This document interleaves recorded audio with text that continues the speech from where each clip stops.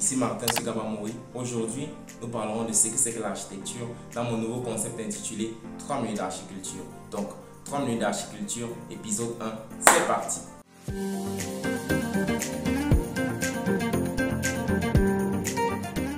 son étymologie architectura, l'architecture signifie l'art de commander aux ouvriers. Donc, à l'origine, l'architecture se faisait avec deux corps de métier principaux qui étaient celui du commandeur ou encore de l'architecte et bien évidemment celui de l'ouvrier. Selon le dictionnaire Larousse, l'architecture se définit comme étant l'art de concevoir des édifices et d'en diriger la réalisation. Mais avec le temps, la définition de l'architecture s'est améliorée. Aujourd'hui, on ne parle plus juste de la conception des édifices, mais on parle de la conception des édifices avec l'environnement extérieur. En plus de cela, l'architecture a bel et bien connu l'arrivée de la technologie. C'est la raison pour laquelle nous parlons aujourd'hui des bâtiments intelligents.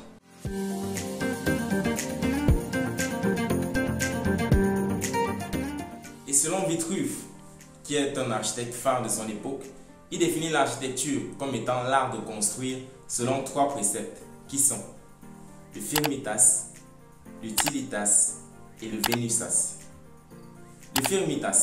Le firmitas renvoie à la rigidité du bâtiment. Il renvoie à la stabilité du bâtiment. Selon Vitruve, un bâtiment doit pouvoir être stable, il doit pouvoir résister aux intempéries. Et le deuxième élément ou aspect est celui de l'utilitas. L'utilitas renvoie à la fonctionnalité du bâtiment.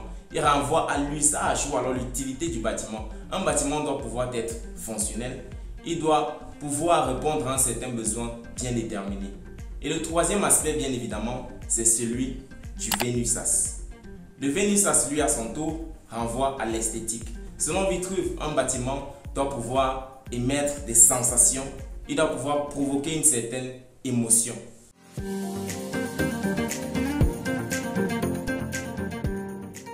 Et oui, bien plus qu'un domaine technique, l'architecture est bel et bien un art. Pourquoi est-ce que l'architecture est un art? Tout simplement parce qu'il s'intéresse à 3 éléments principaux qui sont les émotions, l'intuition et l'intellect. En plus de cela, l'architecture est à la tête des 7 arts principaux qui sont le cinéma en 7e position,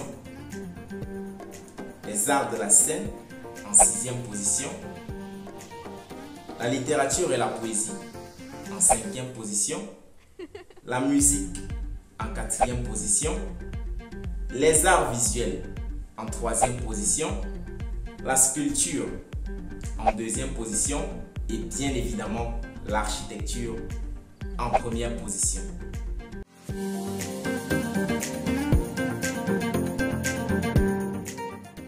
Parlant de symbolique, l'architecture peut symboliser plusieurs éléments. Nous pouvons citer entre autres la puissance, le pouvoir et la prospérité. Pour illustrer nos dires, nous pouvons prendre tout simplement l'exemple de la civilisation d'Égypte antique. Leurs pyramides ont été pour ces derniers un symbole de pouvoir, de puissance et bien évidemment prospérité.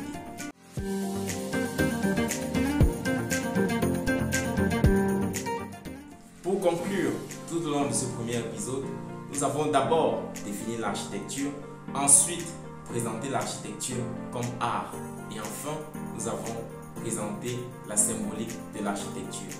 Il en ressort donc que l'architecture est cette discipline-là qui a pour but de concevoir des espaces de vie destinés à l'homme. Mais pour ce faire, il est donc nécessaire d'avoir un commandeur, c'est-à-dire un architecte. C'est bel et bien le sujet que nous aborderons à l'épisode 2. Donc, à bientôt.